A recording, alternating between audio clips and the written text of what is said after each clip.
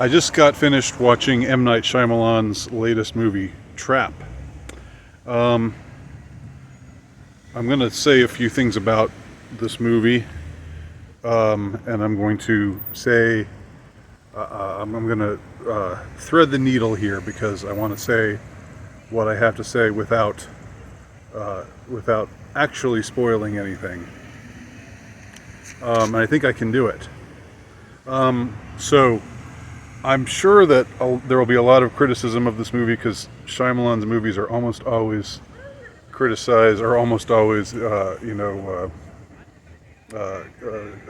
ganged up on by critics, and that's been the way it's been with his movies for a long time.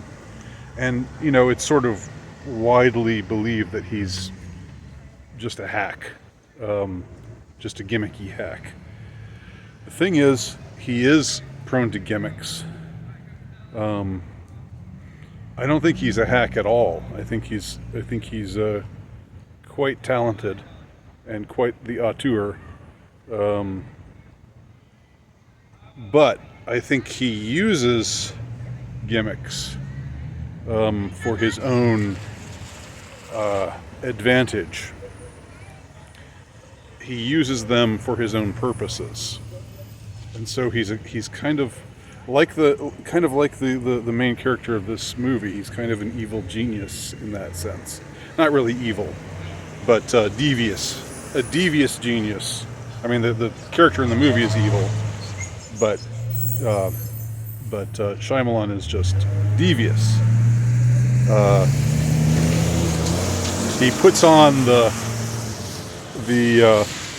outer armor of hackery, but beneath it, he's actually a deeply original filmmaker.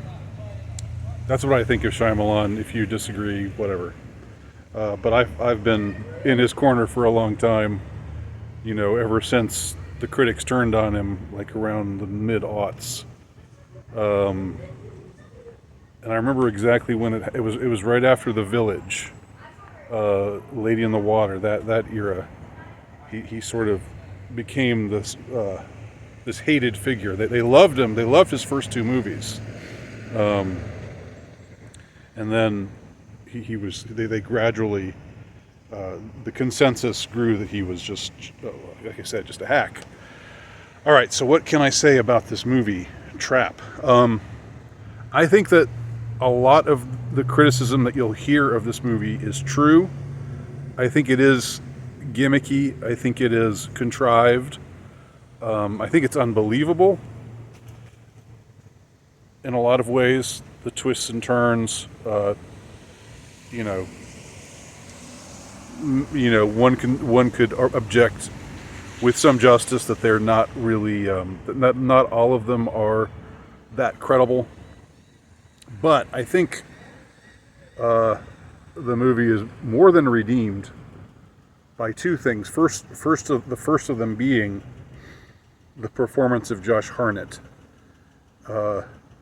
as the main character, who, if you've seen the preview, you know what the deal is with him, right? And you know the premise of the movie. I was wondering going in if it was going to turn out that he wasn't really the person who the world, or the person who the authorities think he is or suspect he is or whatever. But this isn't that much of a spoiler. That's not the case. Okay, he really is evil. He's a bad guy. But I don't know if there's been a performance quite like this. I don't know where Josh Hartnett, is it Hartnett? It's Hartnett, right? I don't know where he exactly reached down within himself to pull out this performance. But he manages to be really frightening, and just really cold, and yet to also provoke sympathy at the same time. This is the true definition of an anti-hero. Because we are solidly in his corner for the whole movie. I was anyway. Maybe there's something wrong with me, but I don't think I'm the only one who watches this movie who's going to feel that way, whether you want to admit it or not. And the reason is partly because this is the other thing that I think is brilliant about the movie. The way that it's set up, and you can call it manipulative, and I guess it is in a way, but I find it manipulative in a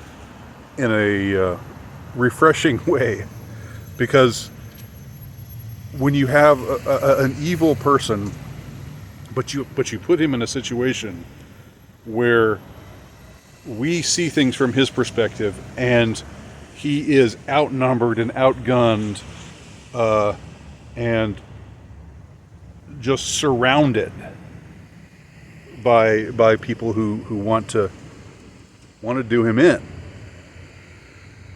You know, it's an interesting thing, perspectively speaking. When we're in that situation where we're seeing it from the psychopath's point of view, the fact that he's being hunted by the authorities, and yes, maybe this, maybe it's partly me, maybe it taps into my hatred of the authorities right now, which if so, that's something that it's not. I'm not the only one who feels these things. So, anyway, I guess it would be interesting to take a survey of people who watch the movie. You know, how many feel sympathetic to the main character, even though we know we shouldn't, even though we know the things that they say about him are true. And part of it is, like, I guess personally, as a girl dad, God, I can't believe I used that term. I'm a girl. I mean, I have a girl and a boy, but I remember raising my daughter,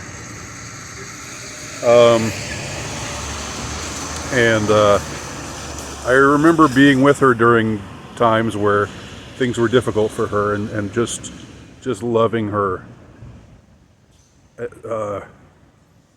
so much, and wanting to absolutely destroy anybody who hurts her. You know, it's something that as a father you should feel, right? You know, you should scale it back, of course, but it's a right thing to feel. And with a son too. I'm not saying, I mean, I feel that way about both of my kids, but I think you feel an added layer of protectiveness with a daughter for certain obvious reasons. And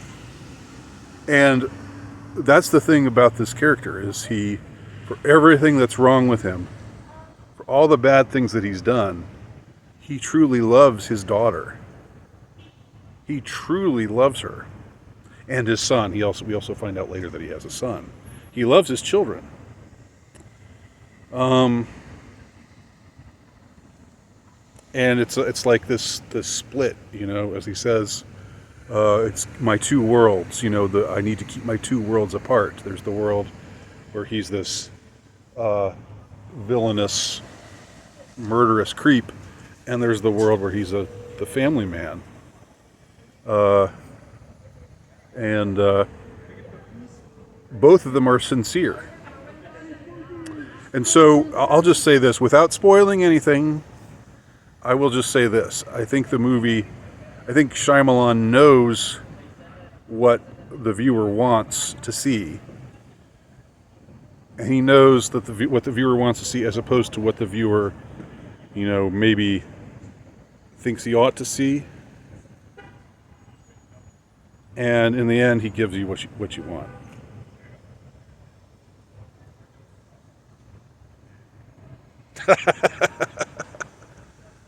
I feel so devious right now. Anyway, that's my non-spoiler review of Trap. I do recommend it. I mean, I don't like. There's other things to people are going to criticize him for using his daughter, making his daughter into a Lady Gaga like pop star and all that. And, you know, I think that's warranted. I get why people would be annoyed by that, but I think you got to look beyond that to see the genius of Shyamalan. So I recommend Trap, and if you've checked it out, let me know what you think below.